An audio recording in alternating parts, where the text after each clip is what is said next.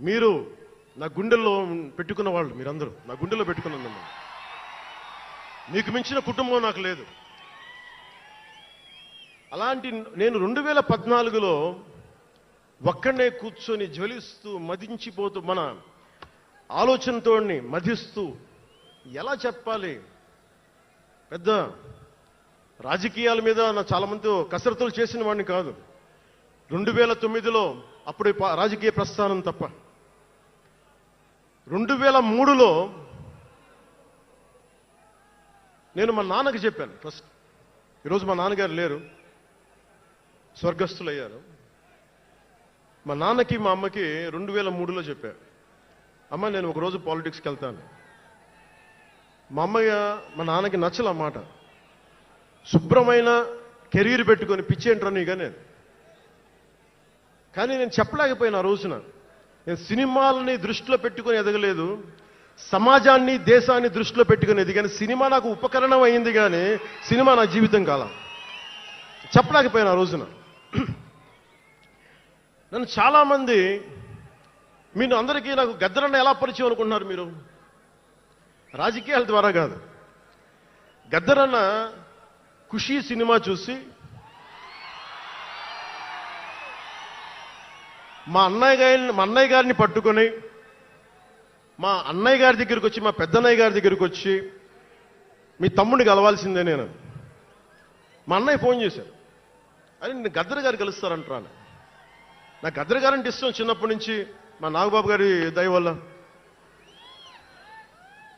సరే కలిస్తే ఆయన ఎంత క్షుణ్ణంగా ఆయన పరిస్థితి చెప్పాడంటే, అరే నువ్వు దేశం కోసం సమాజం కోసం ఆలోచించేవాడివి.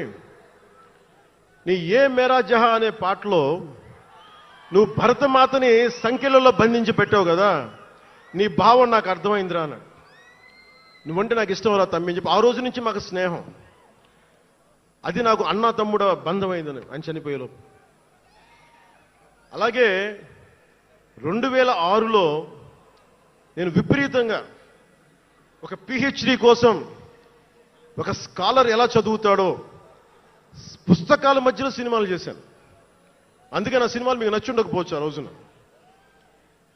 కానీ నా జ్వలనాన్ని ఎక్కడో ఢిల్లీలో కూర్చొని ఒక్కళ్ళు,